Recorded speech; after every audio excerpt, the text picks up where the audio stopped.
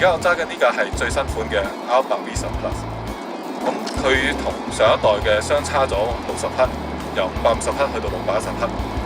咁最大分別，大家應該知道就係佢個車殼完全唔同，同埋個車廂都好似架好唔同。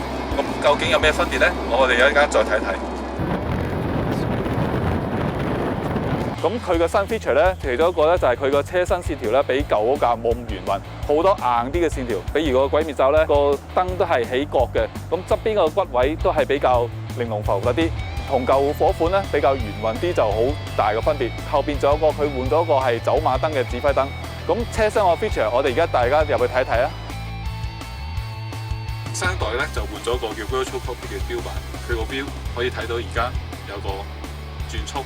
咁我哋可以撳個 view 喺個軚盤嗰度，咁就可以變咗，佢中間可以變咗導航啊，其他資訊喺呢度。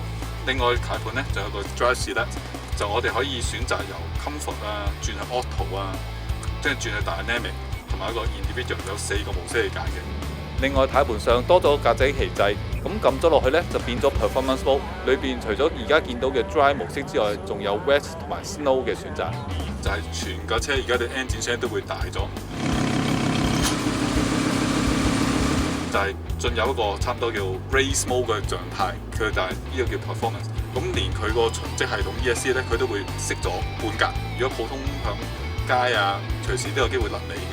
咁呢個咧，其實佢都會出咗 warning， 可以話俾你聽，警告叫穩定度減低。咁你呢個你就係警告你，如果響街度有用呢個 mode， 有機會有少少危險嘅。